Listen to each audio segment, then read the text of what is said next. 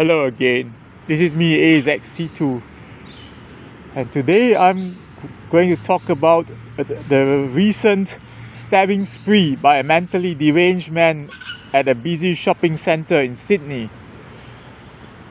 6 people are known to have died in the attack, and at least 17 people, most of them women, were victims of the knife attack.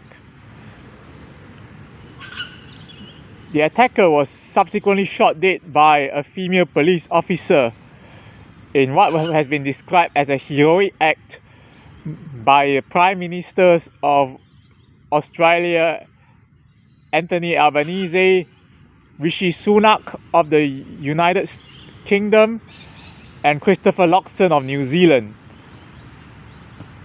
The detective who shot the knife man has also received accolades from the Prince of Wales himself. The attacker has been identified as Joel Cauci, originally from Queensland. Cauci has apparently battled mental illness since he was 17, but was apparently employed as a teacher at some point in his life. Recently, he hadn't been in paid employment and was simply drifting from place to place, and had offered his services as a male prostitute, or in what the Chinese language would describe, a duck.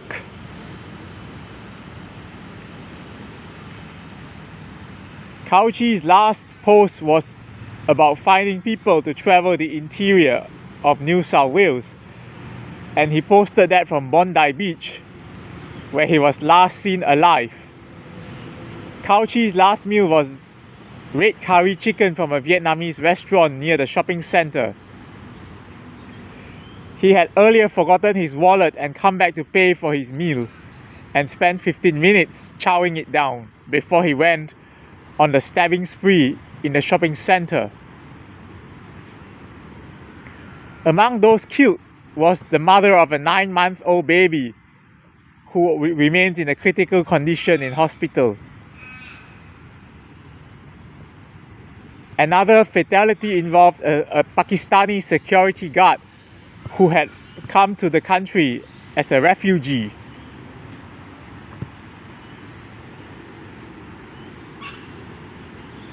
Other victims included the daughter of an advertising tycoon, an architect, and a Georgian-born artist.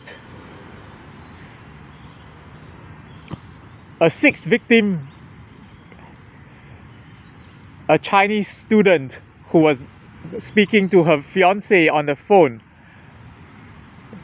when the attacker struck her, has since succumbed to her injuries. Other people have been treated in hospital, and some of them have been discharged.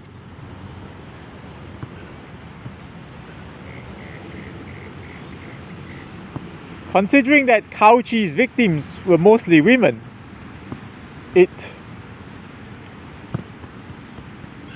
makes us ponder whether Cauci had a problem with women. Cauci is described as a mentally disturbed man and has no links to known terrorist groups. Unlike fellow teacher and Riambila gunman Nathaniel Train,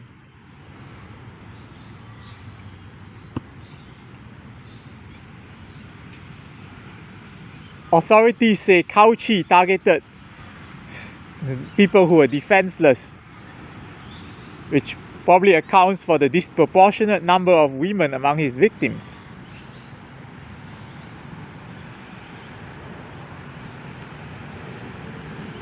The detective who shot Cauci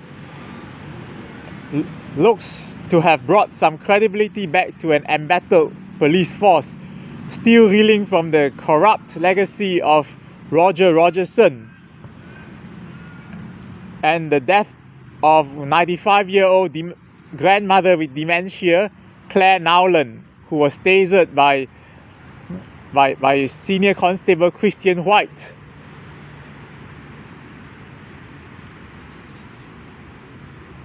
Like Cauci, Nowland was carrying a knife, but there's no way she could have hurt a soul given her frail state, given her frail state,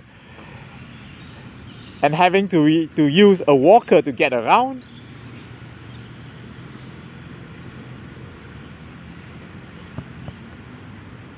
I would have loved to see how Christian White would have handled Cauci.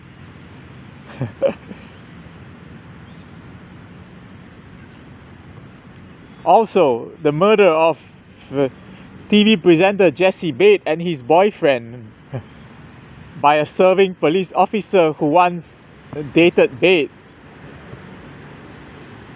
had strained relations between organizers of Mardi Gras and the New South Wales police force. With the swift way that Joel Cauci was tackled, people are actually praising the heroics of New South Wales police. It looks like it could be a PR coup for the police media team that they are now a credible organization following a series of scandals.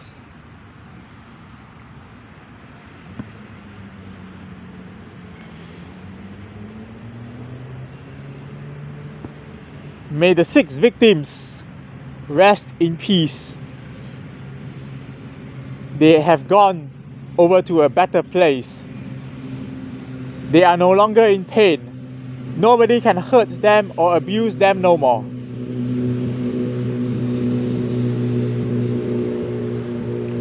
As for Joel Cauci's reasons for doing what he did, we may never know. He has literally taken all his secrets to the grave.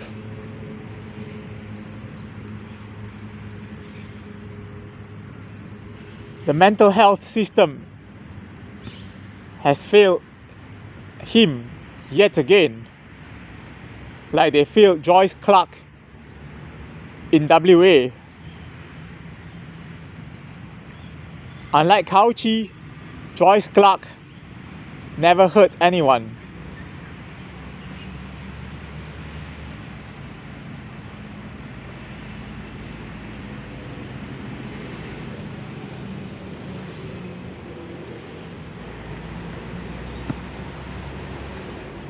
I hope Cauci's family can stay strong after learning what their son had done.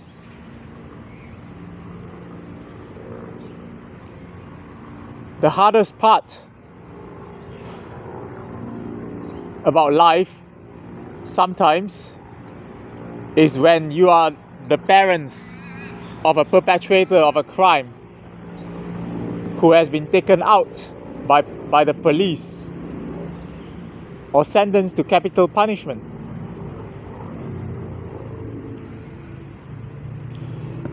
Everybody is vilifying Cauci, but they should spare a thought for his parents as well.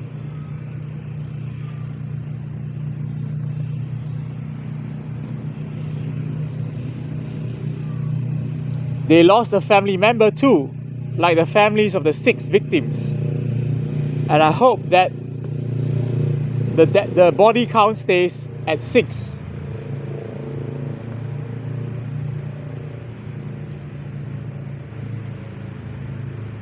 One casualty is already too much.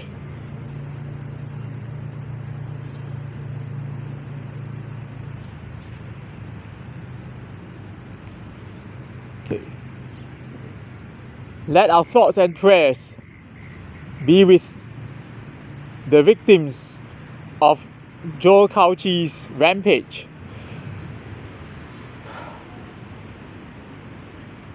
And with the traumatized witnesses who saw what he did. and to the heroic bystanders who tried to slow him down. In the meantime, bye for now and stay tuned for the next video. Good night.